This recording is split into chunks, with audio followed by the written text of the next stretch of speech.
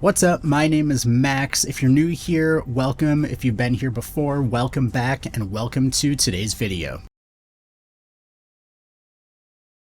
Today we're going to be covering a new topic on the channel, and that is Batman the Brave and the Bold. If you don't know what that is, it is the Batman movie that takes place in the DCU, not the Robert Pattinson, Matt Reeves Batman, which is an Elseworld story, but this is going to be the film that takes place in the same universe as Superman and Peacemaker. Now, this project was announced over 2 years ago, and honestly, at this point, I thought we would have a lot more info on it, but we haven't really gotten anything until now, and they've been really quiet about the project overall. However, that changed a few days ago when it was reported that Christina Hodson is going to be taking on the screenplay for this project. Now, we already knew that Andy Muschietti was going to be taking on the directing for this film. That was announced when James Gunn did his initial DCU slate reveal. However, that was 2 years ago, and we haven't gotten anything about the project since then. So I'm going to go over what this report means, but I am glad we're getting news of some sort. You know, with the project being announced 2 years ago, I would have thought they would have been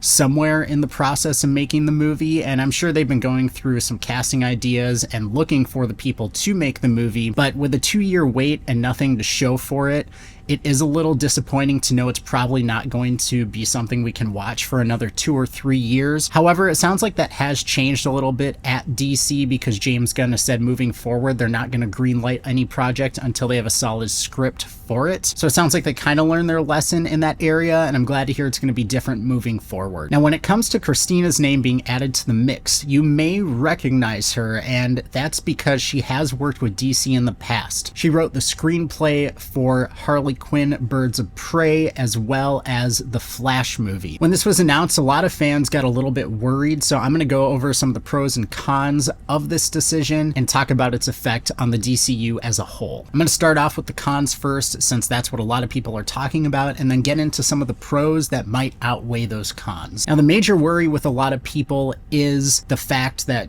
she is back. Now, Andy Muschietti, who is tapped to direct Batman the Brave and the Bold, also directed The Flash, which was written by Christina. So we've already gotten a pairing of them in the world of DC, and The Flash didn't do that well. Now, personally, I don't hate the movie. I think it has some really cool qualities, and I think it was a fresh story in the DC world that was a lot more engaging than some of the previous projects they had. But I also think it wasn't a perfect movie, and it's already kind of shown us what that team can do with Batman, which I think was all right, but it didn't really grab me in the way that previous iterations of the character had, at least with what we had seen in the Flash movie. Now, when it comes to Birds of Prey, that film was also not loved by fans, and I think it definitely had some strong elements, but it just didn't really feel like a DC film to me. It felt like a fun film. I think the acting was great and some story points were awesome, but it just didn't really feel like it lived in a world that was established as like what you would expect. I don't know if that makes a lot of sense, but I feel like the film just kind of lived as its own thing and didn't really feel like a film that took place in the DC universe, let alone in Gotham City. Now, I know there are some other projects out there that Andy and Christina have done separately that people really like, and I'll get into that when I cover the pros. However, the main concerns with all of this is that we've seen it before. This is something that's not new to us, and it lives kind of in the DC extended universe that didn't really work out to begin with. And honestly, that's my main issue with all of this. It's a pairing we've seen before, and it's associated with what didn't work in the past. Now, that's not to say that they can't make a great Batman film. There are many factors that go into making a movie, and it's definitely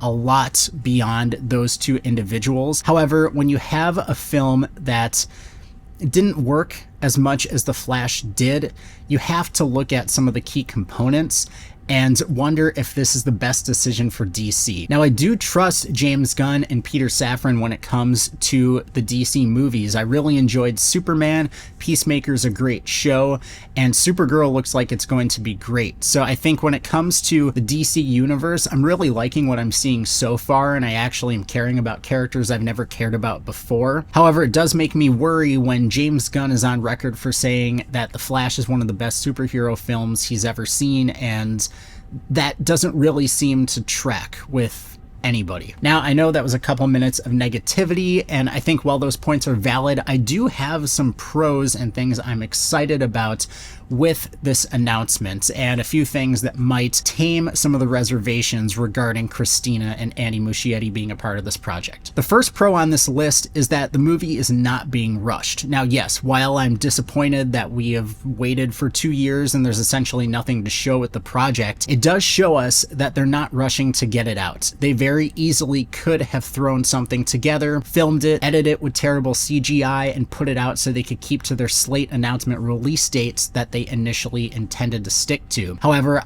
I don't know about you, but I would much rather have a movie that is good than one that was put out to fit a timeline. So that does kind of reassure me with the way everything's being run at the DCU, because if they need to delay a project to make sure it is good and it is what fans will want to see, I would much rather have that than them just release something to release something, because then we're pretty much back to where we were with the DC Extended Universe. Now, I know another worry of people with this Batman iteration is that it might be a little bit more goofy, leaning in to some of the things we saw in Superman. And while I really like that movie, I don't think it would necessarily fit for Batman. And James Gunn has kind of reassured that this will not be the case. We're not going to get the same tone from character to character. He's said that each project is going to have its own feeling, and each character is going to feel like their own character. And that really eases some of my worries about this project, because if they were going a Marvel route and kind of having everything stick to a certain way of going about things, I don't know if I would like this Batman movie. However, we've seen with projects from Superman to Peacemaker that they can go for different ratings, they can go for different overall vibes of the project, and it seems like they're not afraid to stick to the idea of every character having their own tone. Now, speaking of tone, and something that excites me about Andy Muschietti's involvement in the Batman world is that he did the It movies. So while The Flash may have had a little bit more of a goofy lean to it and maybe a little bit more comic booky, It is definitely not goofy. Like, that is a straight up horror movie and franchise, and that excites me because I think Batman definitely leans into the horror element, and that's something that we know Andy Muschietti can do well. So if he sticks to that kind of tone and mindset with going into Batman, we could get something very different from The Flash, and could honestly turn out to be super cool. And speaking of horror, something else, and this is probably the most reassuring element to me overall, is the Clayface movie that is slated for releasing later this year or early next year. Now, if you're not familiar with what they're doing when it comes to the story of Clayface, they are making it a horror movie.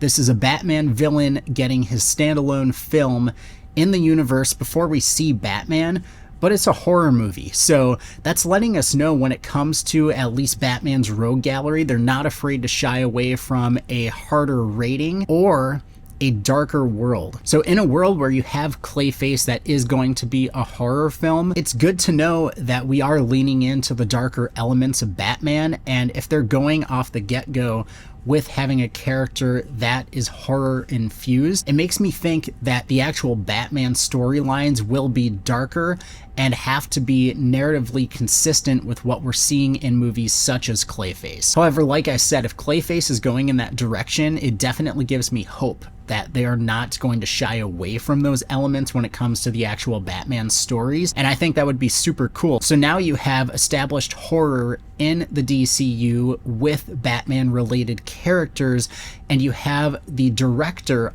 of Batman the Brave and the Bold, who has directed some fantastic horror movies and series before, gets me pretty excited. And when it comes to Christina's involvement with the project, I'm not super familiar with other work she's done outside of DC, but I do know there are other projects out there that people really seem to like that were written by her. So I think what it all comes down to is them really nailing down a script that makes sense in the world, that is consistent with other projects related to Batman in the DCU, and going for a direction that allows them to be a little bit more free. And again, like I said, James Gunn has gone on the record to say that each project is going to have its own feeling to it, and the character is going to feel like their own character. So this gives me a lot of hope, because I think when it comes to The Flash, yes, there are some issues with the film overall, but they're working within the constraints of the established DC extended universe. They had to work with what they had from before, and some of those things didn't work.